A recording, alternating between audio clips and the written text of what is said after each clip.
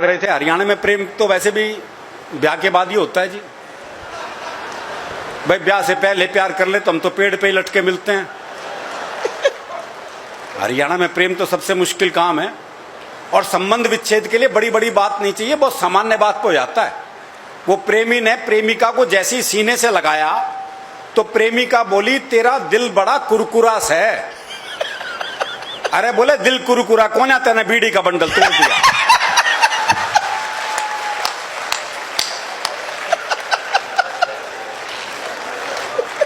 तो हमारा प्रेम जय भगवान जी अलग ही मामला है हमारा। तो अब बहुत भोलापन रहता है ना। वो प्रेमी कह रहा था प्रेमिका से अगर तू मेरी नहीं हुई ना तो तुझे किसी की नहीं होने दूं। बोला अच्छा तेरी हो जाऊंगी तो सबकी होने देगा।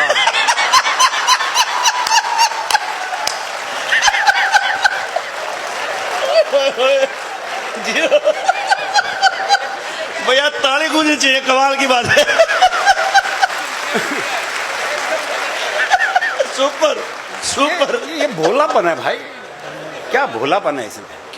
तो हमारा प्रेम ऐसा ही है जी, अलग तरह का मामला है। अभी मेरा एक दोस्त मिला, उसके दोनों होठ बुरी तरह जले हुए। मैंने कहा होठ कैसे जल गए? बोला पत्नी मायके जा रही थी, स्टेशन छोड़ने गया था, मारे खुशी के इंजन चूम लिया। तो हमारी खुशी भी अलग अलग ढंग से प्रकट होती है। वो एक 22-23 साल का लड़का जी जबरदस्त बारिश में तरबतर भीगा हुआ हलवाई की दुकान पे पहुंचा। बोला 5 रुपए का दही दे दे। तो हलवाई ने पूछ लिया भाई तेरा ब्याह हो लिया? और बोले तू के सोचते इस तूफान है मेरी मां भेजेगी मन दही लेने।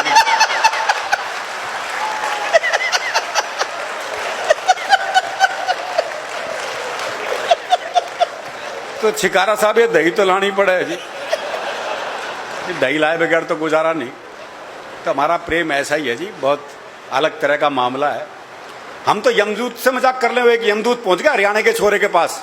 बोले मैं तेरी जान लेने आया हूं। अरे बोले ले जा पड़ोस में रहे।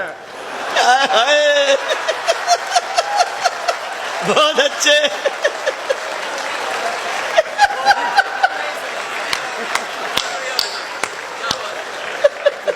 तनाव का कोई काम ही नहीं है जी।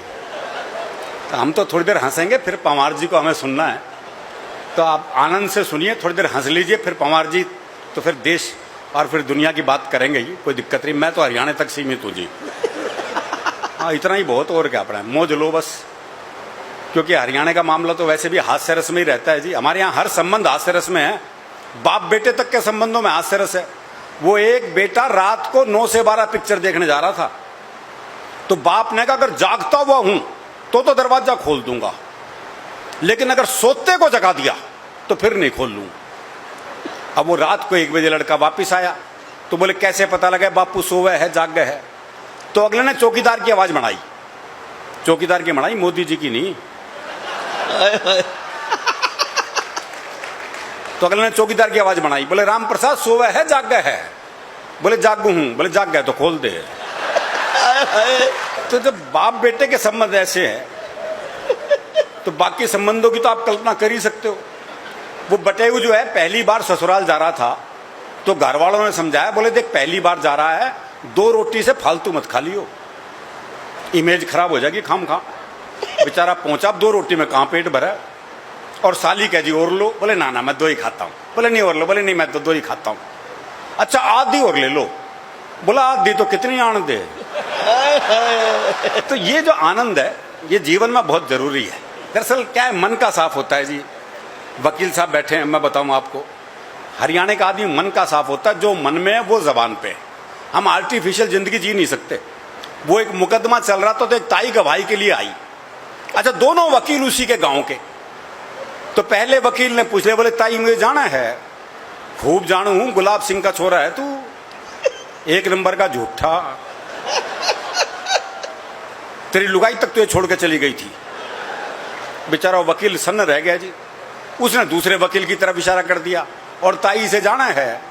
अच्छी तरह जानू हूं, करनैल काणे का छोरा है यो, 1 नंबर का इयाश, तेरी लुगाई से भी इसका चक्कर था।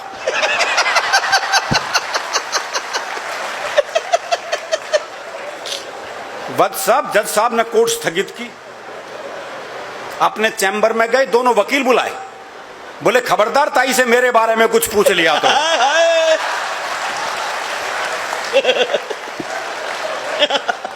इतना साफ मामला है जी, भैरव और ये साफ मामला रहना भी चाहिए। भैरव अच्छा, ये याद दिला रहा है एक जबरदस्त वो भैरव। वो एक दामाद पूछा ससुराल पत्नी के ने तो सास का जी नहीं करता भेजने का, तो उसने हमने बाकी बच्चों से कहा बोले अपने जीजा को समझाओ, और अगर नहीं माने ना तो यूं कह देना हमारी माता जी की देवी आ जाती है, और जब देवी आ जाती है अपनी बात मनवा के छोड़ती है। बालक पहुंच गए, बोले जी आज अभी नहीं भेजेंगे, बोले नहीं लेके जाऊंगा। बोला ऐसा हमारी माता जी की देवी आ जाती है, और जब देवी आ जाती है अपनी बात मनवा के छोड़ती है। बोला देवी आ जाए देवा आ जाओ, मैं तो लेके जाऊंगा। थोड़ी देर बाद सास जो है वो बाल बाल बिखेर के आ गई, बोले देवी आ गई ना भेजूं, देवी आ गई ना भेजूं, देवी आ गई ना भेजूं। दामाद थोड़ी देर ड्रामा देखता रहा, फिर बोला भैरव आ गया लेके जागा।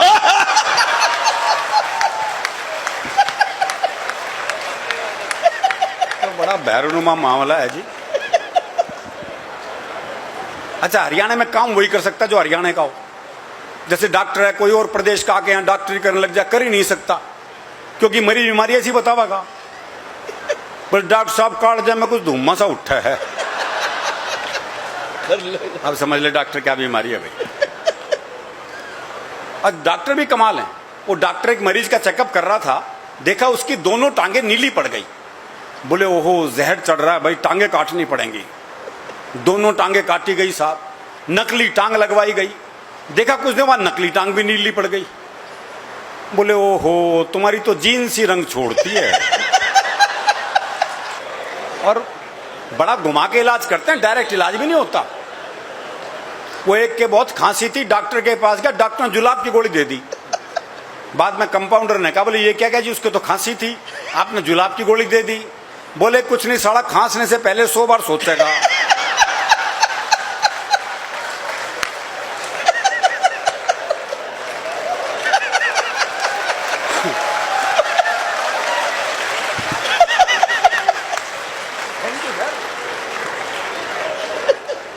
नहीं ये इलाज हमारे यहाँ ही संभव है जी। तो जय हो भाई, एक बार इकट्ठे बजाओ सारे ताली, जोरदार। क्या बात है, वाह वाह वाह। वो एक मुकदमा चल रहा था, तो भाई ने अपना वकील नहीं किया, बोले अपनी वकालत खुद ही करूंगा। अब बोला जज साहब हमारे बीच में झगड़ा हो गया कसूता। अब जज की कुछ समझ में नहीं आया। बोले भाई तुम क्या कह रहे हो, मेरी समझ में नहीं आ रहा, तुम अपने लिए कोई वकील कर लो। है बोले समझ में तेरे नहीं आ रहा और वकील मैं कर लूं।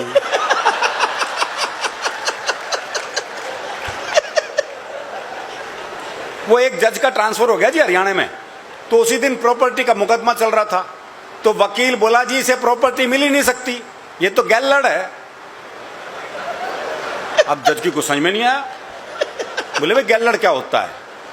वकील बोला भाई समझा तो दूं अगर बुरा नहीं मानना तो। बोले भाई समझाना तो पड़ेगा, मैं केस आगे कैसे सुनूंगा।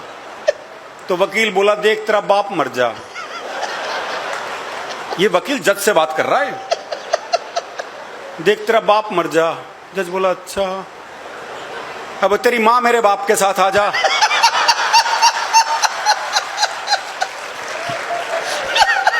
और पाछा पाछा तू आ जा तो तू गैलड़ होगा।